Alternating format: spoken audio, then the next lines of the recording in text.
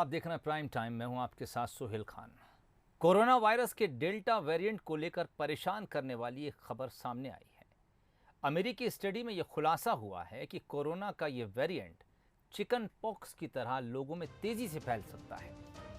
America के रोग नियंत्रण और रोकथाम केंद्र की यह स्टडी हालांकि अभी पब्लिश नहीं हुई है, लेकिन न्यूयॉर्क टाइम्स में इसका एक डॉक्यूमेंट छपा है। कोरोना वायरस के दूसरे वेरिएंट की तुलना में डेल्टा वेरिएंट ज्यादा संक्रामक है और यूके में कोरोना के 99% केस डेल्टा वेरिएंट की वजह से ही सामने आए हैं। वायरस पर की गई स्टडी में चिंताजनक बात यह भी है कि वैक्सीन की दोनों डोज लगवा चुके लोग भी वैक्सीन न लगवाने वालों की तरह ही डेल्टा वेरिएंट को फैला सकते हैं। सीडीसी के डायरेक्टर का कहना है कि वैक्सीनेशन करा चुके लोगों की नाक और गले में उतना ही वायरस होता है जितना कि टीकाकरण न कराने वालों में होता है। इसी के चलते यह आसानी से फैल जाता है। डॉक्यूमेंट में यह भी बताया गया है कि डेल्टा वेरिएंट हवा में जितनी तेजी से वायरस फैलाता है वो अल्फा की तुलना में 10 गुना ज्यादा है।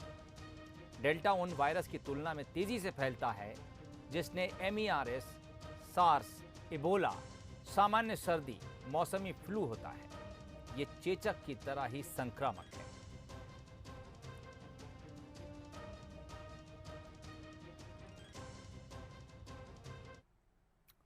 चलिए, कोरोना के बाद अब सियासत की। मध्य प्रदेश की सियासत में जब जब कांग्रेस और बीजेपी का जिक्र होगा तब तब एक खास नाम जरूर याद किया जाएगा। ये वो नाम है जो कांग्रेस और बीजेपी दोनों के लिहाज से महत्वपूर्ण है। ये नाम एक के लिए सत्ता गंवाने और एक के लिए सत्ता पाने की वजह भी बना है। मध्य प्रदेश की सियासत में ज्योतिरादित्य सिंधिया वो नाम हैं जिसे विपक्ष यानी कांग्रेस हर घटनाक्रम, नियुक्ति और बदलाव में याद करती है। चाहे मंत्रिमंडल विस्तार हो या फिर मंत्रियों को जिले का प्रभार देने का मामला, कांग्रेस को सिंधिया की याद आ ही जाती है। अब बीजेपी पदाधिकारियों को प्रभार दिया तो भी कांग्रेस ने सवाल खड़े कर दिए। कांग्रेस सवाल पूछ रही है कि सिंधिया समर्थकों को बड़े जिलों का प्रभार क्यों नहीं दिया गया। देखिए, सिंधिया जी के जो वो थे एम्स गोल वो पूरे हो गए हैं तो अब क्या के लिए बोलेंगे। अब बीजेपी हावी हो चुकी है और मैं नहीं समझता कि सिंधिया जी के समर्थकों को या कोई विशेष स्थान निगम मंडलों में मिले या कहीं भी मिले। तो सर ये दरअसल बीजेपी के प्रदेश पदाधिकारियों को जिलों और मोर्चों का प्रभार दिया गया है। प्रदेश महामंत्री भगवान दास सबनानी को प्रदेश कार्यालय और इंदौर का प्रभारी बनाया गया है। महामंत्री कविता पाटीदार को युवा मोर्चा के साथ इंदौर संभाग का प्रभारी बनाया गया है। महामंत्री रणवीर रावत को रीवा संभाग के साथ पिछड़े वर्ग का जिम्मा मिला है, तो हरिशंकर खटीक को शहडोल संभाग के साथ अनुसूचित जनजाति मोर्चे की जिम्मेदारी दी गई है। वहीं महामंत्री शरदेंदु तिवारी को जबलपुर संभाग और किसान मोर्चे का प्रभारी बनाया गया है। ऐसे ही बीजेपी प्रदेश मंत्रियों को भी अलग अलग जिम्मेदारी मिली है। बीजेपी का कहना है कि पार्टी में कोई किसी गुट का नहीं होता, जो योग्य होता है उसे ही काम दिया जाता है। भारतीय जनता पार्टी में कोई किसी का समर्थक नहीं होता। भारतीय जनता पार्टी की प्रदेश कार्य समिति में, प्रदेश के पदाधिकारियों में, अब मैं ये कहूँ तो ये अच्छी बात नहीं है कौन किसका समर्थक है। ऐसा हमारे यहाँ होता नहीं है और न है कि आप लोगों को किसी को लगता होगा कौन किसका समर्थक है। भारतीय जनता पार्टी का पदाधिकारी है तो भाजपा का पदाधिकारी है, वो BD शर्मा का समर्थक नहीं है। लंबे वक्त के बाद बीजेपी ने अपने पदाधिकारियों को संभाग और जिलों का प्रभारी बनाया है। बीजेपी में कार्य विभाजन पहली बार नहीं हुआ, लेकिन इस पर सियासत पहली बार जरूर हुई है। शायद इसे ही कांग्रेस में सिंधिया इफेक्ट कहते हैं। जुगल किशोर शर्मा, बंसल न्यूज, भोपाल। और इस बीच मध्य प्रदेश कांग्रेस की कलह ने बीजेपी को एक बार फिर से मौका दे दिया है। हालांकि पार्टी कलह की बात को खारिज जरूर कर रही है, लेकिन जो बयान सामने आए हैं उससे इसे पक्के तौर पर सही कैसे माना जाए, जबकि बीजेपी भी अब कांग्रेस पर तंज कस रही है। बीजेपी को अरुण यादव का कांग्रेस की मीटिंग में नहीं जाना खल रहा है। आखिर क्यों, आप खुद देखिए। बीजेपी को मिला मौका, कांग्रेस की गुटबाजी पर चौका। अरुण यादव के बहाने खेला ओबीसी कार्ड। बीजेपी बोली, किसान पर नहीं कांग्रेस का हाथ। 29 जुलाई यानी गुरुवार को भोपाल में कांग्रेस की बड़ी बैठक से जहां ये मैसेज गया कि पार्टी ने उपचुनाव के लिए फॉर्मूला तैयार कर लिया है, तो इसी बैठक में अरुण यादव और सचिन यादव के नहीं शामिल होने से कलह का संदेश भी सब तरफ फैल गया। अब देखिए ना, शुक्रवार को कमलनाथ संभावित दावेदारों की लिस्ट लेकर दिल्ली हाईकमान के पास गए हैं और यहां एमपी में बीजेपी अरुण यादव की अनुपस्थिति पर सियासी नट फिट करने में लगी है। कमलनाथ जी ने खुद ने सज्जन वर्मा जी ने साबित किया कि भूमाफिया किस पार्टी में है। सहकारिता आंदोलन के प्रणेता इसके पिताजी रहे। बैठक में नहीं बुलाया, इससे भी आप दूसरी बात का अंदाजा करो कि ये ओवैसियों के प्रति इनका सोच क्या है। इसलिए सज्जन सिंह वर्मा जी, आप शहरों की राजनीति करते रहे होंगे, आपको ग्रामीण किसान नेता का एहसास नहीं है, इसलिए उनको मजाक के पात्र मत बनाइए। अच्छे नेता हैं अरुण यादव जी।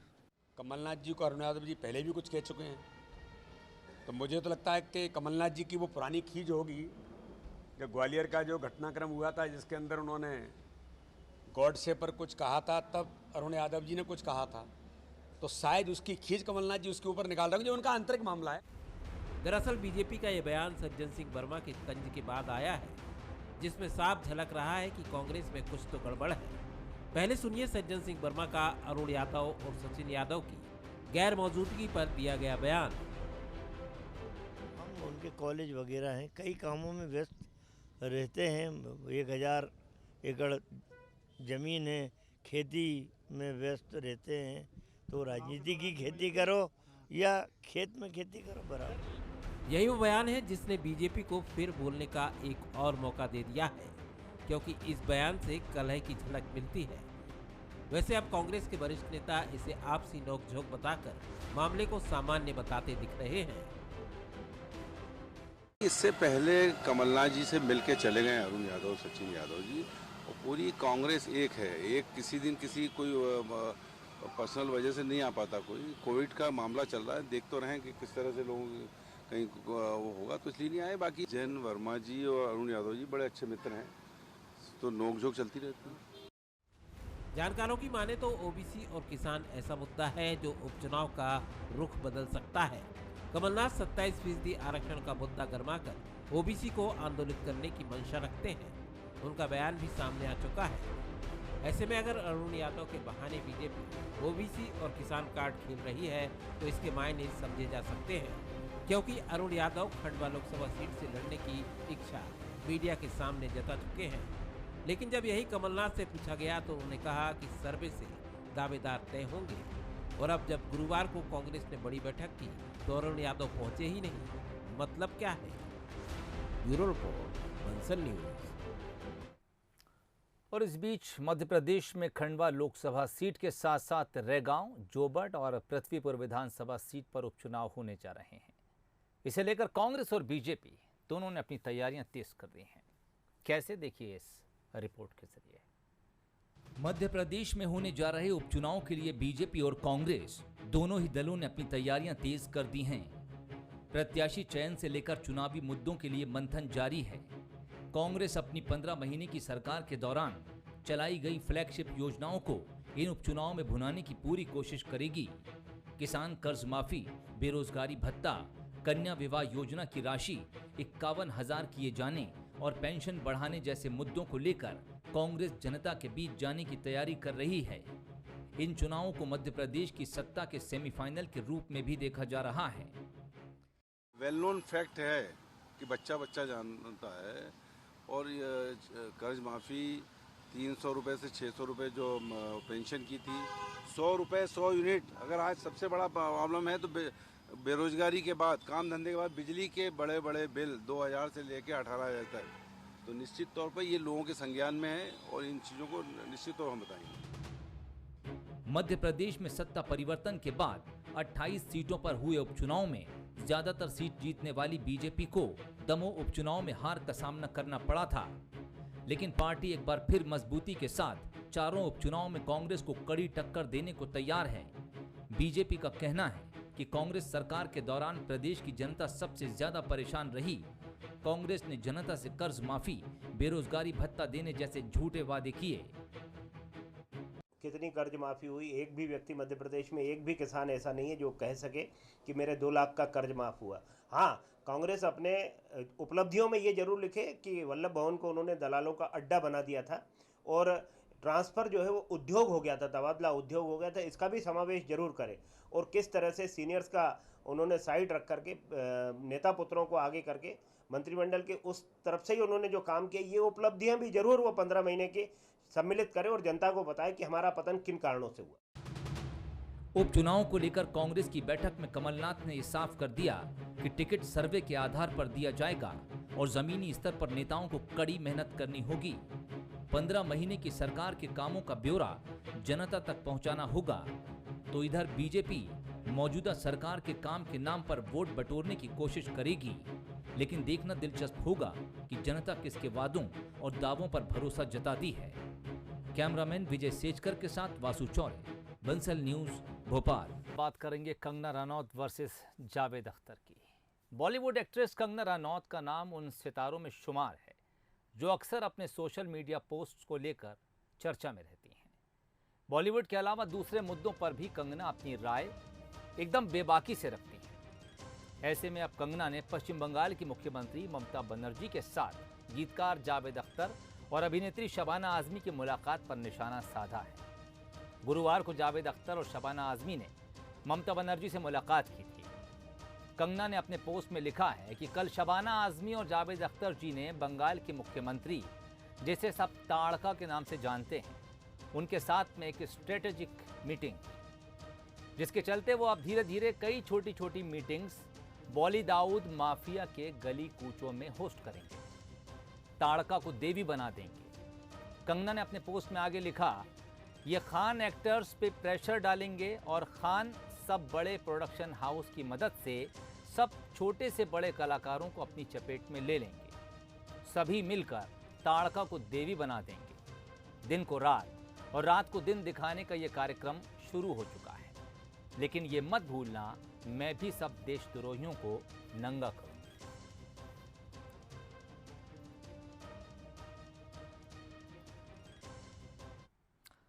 और अब बात पड़ोसी मुल्क पाकिस्तान की, जहां के प्रधानमंत्री इमरान खान ने अपने एक बयान से ये जाहिर कर दिया है कि वो तालिबानी कट्टरपंथियों के समर्थक हैं। इमरान ने कहा कि तालिबानी कोई सैन्य संगठन नहीं है, बल्कि वो आम नागरिक हैं। इमरान ने ये बात अमेरिकी न्यूज़ चैनल PBS को दिए एक इंटरव्यू में कही है। इसी चैनल से बातचीत में इमरान ने कहा था कि अफगानिस्तान में सारी गड़बड़ अमेरिका ने की है। इमरान ने कहा कि पाकिस्तान की सीमा पर 30 लाख ऐसे रिफ्यूजी हैं, बॉर्डर पर कैंप लगे हैं। कहीं इनमें 1 लाख लोग हैं तो कहीं 5 लाख लोग, इनमें सिविलियंस भी हैं। ऐसे में कोई देश इन पर कार्रवाई कैसे कर सकता है? आप इन कैंपों को पनाहगाह कैसे कह सकते हैं? इमरान ने कहा कि बॉर्डर पर जो शरणार्थी हैं उनमें ज़्यादातर पश्तून हैं, यानी तालिबानियों जैसा लड़ाका समुदाय है।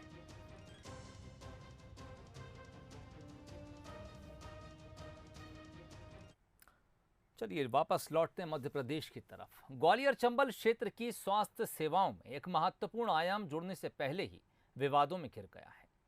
ग्वालियर में 338 करोड़ की लागत से बन रहे अस्पताल का निर्माण अब सवालों के घेरे में है।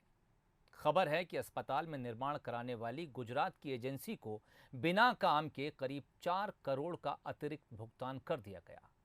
मामले की गूंज अब राजधानी भोपाल तक है। देखिए ये खास रिपोर्ट।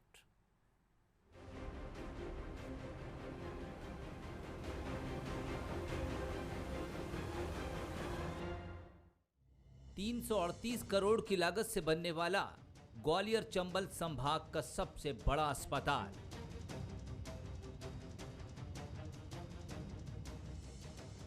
इस अस्पताल के जरिए संभाग में स्वास्थ्य सुविधाओं को बेहतर करने के सपने पर कलंक लग गया है। अस्पताल के निर्माण से जुड़े इंजीनियर PN रायपुरिया के एक पत्र ने खलबली मचा दी है। 4 पेज के एक शिकायती पत्र में करोड़ों के भ्रष्टाचार की बात कही गई है। पत्र में लिखा है कि निर्माणकर्ता एजेंसी को 3 करोड़ 85 लाख का भुगतान बिना काम के कर दिया गया। पत्र के सामने आते ही अस्पताल प्रबंधन, पीडब्ल्यूडी और पीआईयू के वरिष्ठ अफसर कटघरे में खड़े हो गए। प्रभारी मंत्री तुलसीराम सिलावट और पीडब्ल्यूडी मंत्री गोपाल भार्गव ने मामले में जांच के आदेश दे दिए, तो पीआईयू यानी प्रोजेक्ट इम्प्लीमेंटेशन यूनिट के additional project director VK Aarav ने जांच के लिए ग्वालियर में डेरा डाल दिया। कांग्रेस मामले को लेकर लगातार भ्रष्टाचार के आरोप लगा रही है। ये तो 1000 बिस्तर के अस्पताल की अनियमितताएं सामने आई हैं। भारतीय जनता पार्टी के द्वारा लगातार जो विकास के कार्य चल रहे हैं उनमें अनियमितताएं सामने आ रही हैं। आज 1000 बिस्तर के अस्पताल में 4 करोड़ का तो केवल घोटाला उजागर हुआ है। अभी उसमें करोड़ों रुपए के घोटाले हुए हैं। उन सबको आने वाले समय में जांच होगी, जब उजागर किया जाएगा। इन सब चीज़ों की जांच होगी और समय आने पर इनके खिलाफ कार्रवाई की जाएगी। और जब कांग्रेस पार्टी सत्ता में आएगी तो इनके खिलाफ जांच करके इनको कठोर से कठोर दंड दिया जाएगा। कांग्रेस के आरोपों को बीजेपी निराधार बता रही है। हालांकि वो ये मानती है कि मामले की जांच करा ली जाएगी। कांग्रेस का तो ये आदत आरोप लगाती है, उसको जो कुछ बचा नहीं उसके पास में। एक समिति उसकी जांच कर रही है और समिति ने जो अनियमितताएं फाइंड आउट की हैं उनमें जिम्मेदारी फिक्स करके उसमें बहुत जल्दी ही एक कड़ी कार्रवाई होने वाली है। तो ये आरोप लगाना गलत है। दरअसल शिकायत पीआईयू यानी प्रोजेक्ट इम्प्लीमेंटेशन यूनिट के सब इंजीनियर पीएन रायपुरिया ने खुद की है, इसलिए इसे हल्के में नहीं लिया जा सकता। तभी जिम्मेदार अधिकारी भी कार्रवाई की बात कह रहे हैं। 1000 बिस्तर जो है मेडिकल कॉलेज में जो है हमारा बन रहा है, उसकी लगातार हम लोग मॉनिटरिंग कर रहे हैं। कमिश्नर साहब उसकी लगातार रेगुलर मॉनिटरिंग करते हैं प्रशासक के रूप में। तो उसमें अगर कहीं कोई गड़बड़ी होगी तो कठोर कार्रवाई की जाएगी। कोरोना संक्रमण की तीसरी लहर को देखते हुए केंद्रीय मंत्री ज्योतिरादित्य सिंधिया ने 1000 बिस्तरों वाले इस अस्पताल के आधे हिस्से को जल्द पूरा करने के निर्देश दिए थे। निर्माण में तो तेजी दिखी नहीं, लेकिन एक इंजीनियर की शिकायत ये बता रही है कि भुगतान में जरूरत से ज्यादा तेजी दिखाई जा रही है। प्रहलाद सिंह, बंसल न्यूज, ग्वालियर। कोरोना संक्रमण के बीच अब मौसमी बीमारियों का खतरा भी तेजी से बढ़ता जा रहा है। लिहाजा सैकड़ों की संख्या में मरीज अस्पतालों में इलाज कराने पहुंच रहे हैं। तो वहीं डॉक्टर्स भी अब मौसमी बीमारियों को गंभीरता से लेने की लोगों को हिदायत दे रहे हैं। ये नज़ारा बिलासपुर के सिम्स अस्पताल का है और ये सभी वो लोग हैं जो मौसमी बीमारियों की चपेट में आ गए हैं। कोरोना संक्रमण की तीसरी लहर की संभावना के बीच अचानक से बड़ी सर्दी, खांसी और बुखार के मरीजों की संख्या लगातार बढ़ रही है, जिससे स्वास्थ्य विभाग की चिंताएं भी बढ़ गई हैं। डॉक्टर्स इसके पीछे जिले में हो रही लगातार बारिश को भी मानते हैं। डॉक्टर्स का कहना है कि बारिश के चलते मौसमी बीमारी के वायरस सक्रिय हो गए हैं। बारिश में भीगने से भी लोग बड़ी संख्या में बीमार हो रहे हैं। अभी जो मौसम है, जरा भी जो भी पानी में भीग रहा है उसको सर्दी हो जा रहा है, फीवर आ जा रहा है। जैसे मेरे को 2 दिन में पानी में भीग गया था तो फीवर हो गया था, हल्का सा सर्दी हो गया था। मेरे मन में डर आ गया था कहीं कोविड पॉजिटिव तो नहीं हो गया। मैंने गया, तुरंत चेक करवाया, हालांकि वो निगेटिव रहा। ऐसे लोगों में अभी एक दहशत हो गई है। सिम्स अस्पताल की बात करें तो यहाँ ओपीडी में रोजाना 1200 से 1500 के बीच मौसमी बीमारी के मरीज पहुंच रहे हैं। डॉक्टर्स का कहना है कि बारिश के मौसम में सामान्य सर्दी, बुखार, कमजोरी, बदन दर्द के मरीजों में इजाफा हो रहा है। लिहाजा इस मौसम में विशेष ध्यान रखने की जरूरत है। कैसा बरसाती मौसम हो गया है, इसकी वजह से सर्दी, खांसी, बुखार, डायरिया, वॉमिटिंग के केसेस की वृद्धि हुई है। और सिम्स में भी लगभग 1200 से 1500 केसेस पर डे आ रहे हैं, जिसमें से लगभग 200 की ओपीडी मेडिसिन की केसेस की रहती है और उसमें मैक्सिमम केसेस सर्दी, खांसी, बुखार, डायरिया, वॉमिटिंग इसी के रह रहे हैं।